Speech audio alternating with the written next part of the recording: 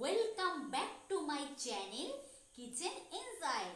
আজ আপনাদের সঙ্গে শেয়ার করব অসম্ভব সুস্বাদু সোয়া কারি রেসিপি। এটা খেতেও যেমন সুস্বাদু, বানানো তেমনই সহজ।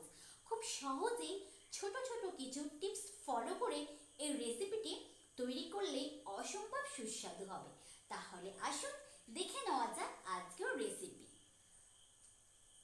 তো তার জন্য আমি কিছু ভেজিটেবলস চপ করে নেব। তার জন্য প্রথমেই আমি একটি টমেটোকে এইভাবে রাফলি চপ করে নেব।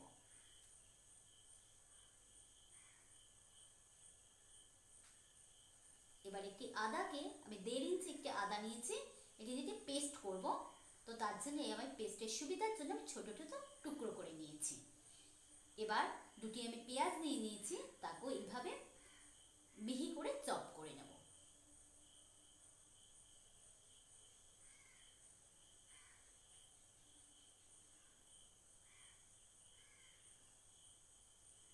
কাঁচা লঙ্কাকেও এভাবে কাঁচা লঙ্কা কুচি করে নেব। এবার একটি সসপ্যানে আমি জল হিট করে নিয়ে এর মধ্যে অ্যাড করে দিলাম সয়া বড়ি। এবার এর মধ্যে অ্যাড করে দিলাম সামান্য লবণ। তো লবণ দিয়ে আমি বয়েল করে নেব।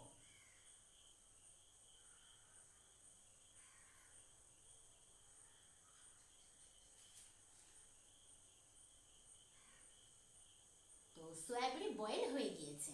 এবার একটি স্ট্রেনার সাহায্যে খুব ভালোভাবে জল ছেঁকে নেব।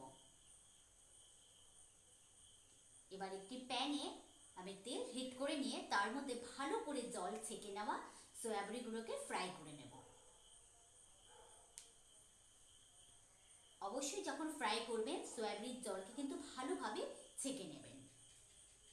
তো ফ্রাই হয়ে গিয়েছে। এবার ট্রান্সফার করে নিয়ে একটি মিক্সিং বোলে আমি সয়াবিনগুলো ট্রান্সফার করে নিয়েছি। এবার এর মধ্যে অ্যাড করে দিলাম ফেটিয়ে রাখা টক দই।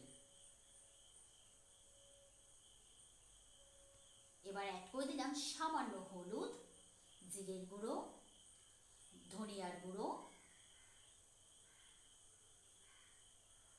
এবার সামান্য গরম মশলা পাউডার, এবার সামান্য চিনি এখানে আমি অ্যাড করে দিয়ে ভালোভাবে মিশিয়ে নেব। মিশিয়ে আমি ভালো করে ম্যারিনেট করে নিয়েছি। তো এখানে আমি 15 মিনিটের জন্য ম্যারিনেশনে রেখে দেব।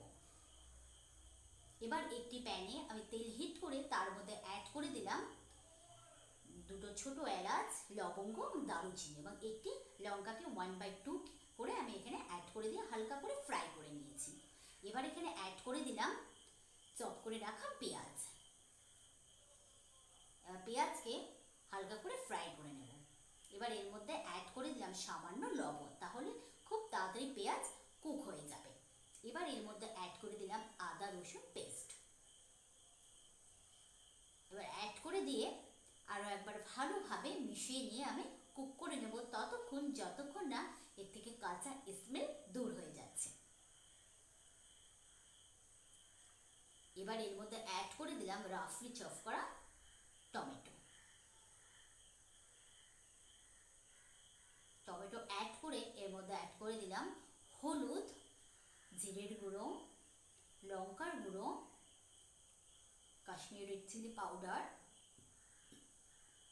অ্যাড করে দিয়ে ভালোভাবে টমেটো এবং পেঁয়াজের সঙ্গে মিশিয়ে নেব।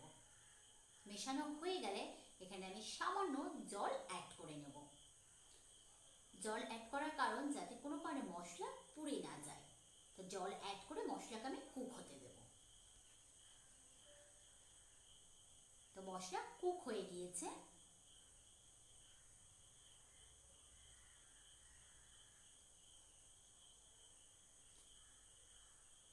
এবার এই পর্যায়ে অ্যাড করে দিলাম ম্যারিনেট করে রাখা সয়া বড়ি।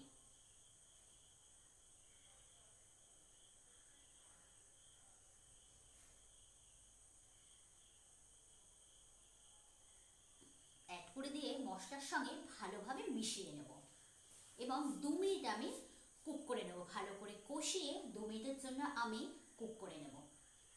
ঠিক এভাবে একটি প্যানকে কভারের সাহায্যে কভার করে আমি কুক করে নেব। এবার এর মধ্যে আমি অ্যাড করে দিলাম গ্রিন চিলি, মানে কাঁচা লঙ্কা কুচি অ্যাড করে দিলাম।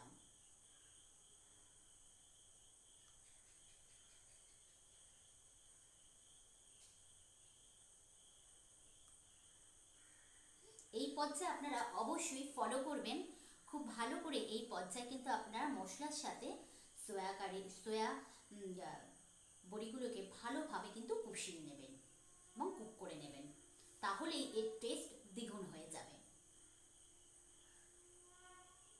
এবার এখানে অ্যাড করে দিলাম যে সোয়া বড়িগুলো যে মিক্সিং বলে আমি রেখেছিলাম, ঠিক সেই মিক্সিং বলে সামান্য জল অ্যাড করে আমি সেই জলটা এখানে অ্যাড করে দিলাম। এবার ভালোভাবে জলের সাথে মিশিয়ে নিয়েছি। মিশিয়ে নিয়ে এখানে সামান্য চিনি অ্যাড করে দিয়েছি। এই রেসিপির সামান্য সুইটনেস ভাব আসবে।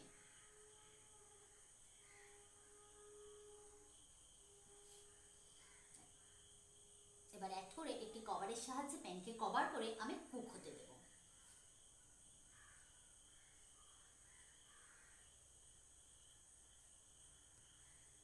তো কভারটি ওপেন করে আমি একবার ভালোভাবে দেখে নিলাম কুক হয়েছে কিনা। এবার আমি এর মধ্যে অ্যাড করে দিয়েছি কসুরি মেথি। কসুরি মেথি অ্যাড করে আরেকবার ভালোভাবে আমি মিশিয়ে নিয়েছি। এবার অ্যাড করে দিয়েছি সামান্য গরম মশলা পাউডার এবং ধনে পাতা কুচি। ধনে পাতা কুচি অ্যাড করে আমি 2 মিনিটের জন্য ফ্লেম অফ করে স্ট্যান্ডিং টাইমে রেখে দিয়েছিলাম। তো রেডি হয়ে গেল আমাদের অসম্ভব সুস্বাদু সোয়া কারি। আশা করি আপনাদের বুঝতে কোনো অসুবিধা হয়নি এবং এই রেসিপিটি বাড়িতে ট্রাই করে আমাকে কিন্তু অবশ্যই কমেন্ট করে জানাবেন। আর রেসিপিটির ইনগ্রিডিয়েন্টসগুলো ডেসক্রিপশন বক্স থেকে চেক করে নেবেন। আজ এই পর্যন্তই, আবার দেখা হচ্ছে অন্য আরেকটি রেসিপি নিয়ে নেক্সট এপিসোডে। ততক্ষণে আপনারা সবাই ভালো থাকবেন এবং সুস্থ থাকবেন এবং চ্যানেলটিকে সাবস্ক্রাইব করে বেল আইকনটি অন করে রাখার অনুরোধ রইল। Like share